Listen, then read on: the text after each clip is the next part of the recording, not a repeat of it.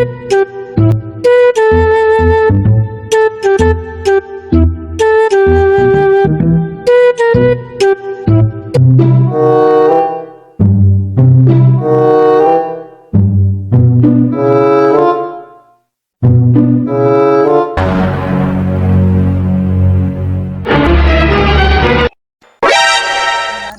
ko na ano, ay lagyan muna ng ay putik. Matalong kaya ako, ay ano ako, matalong. Kaya lalagyan ko ng ano ay ng ganito. Nilalaman mo ba ang paggawa ng ginawan? Ay hindi man ganyan ang pagganyan. Ano yan? Ay isos ganito ang paggawa. Pag ano? Basig. Kaya di ka ganito nga ang pagbabasig. Ay kay na ano.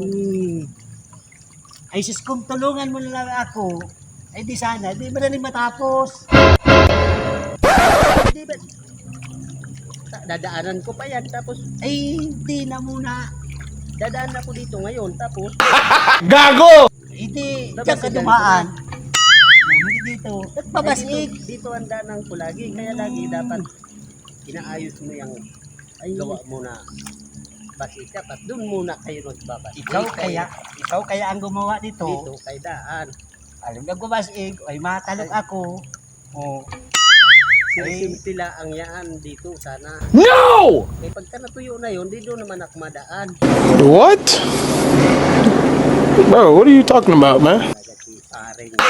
Gago! Pwede ba ilayo mo sa akin to? Ayoko makita ito. Maita ulo ko. Ay, dito. Ano kay... Yan na.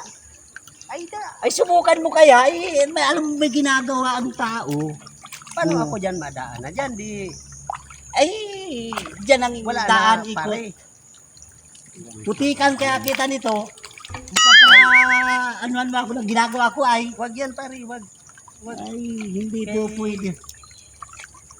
Pagka ganyan. Ang ano yan. Gayaan nga yan o, gayaan o.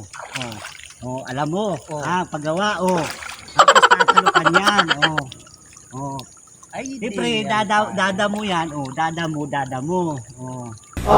Ay, magkakadamo. Noong araw ako pare dito, ako nagdadanaw dito yan. Hindi ko na yung ginaganyanan, yan din na yung lagay yan. No! Daan-daan.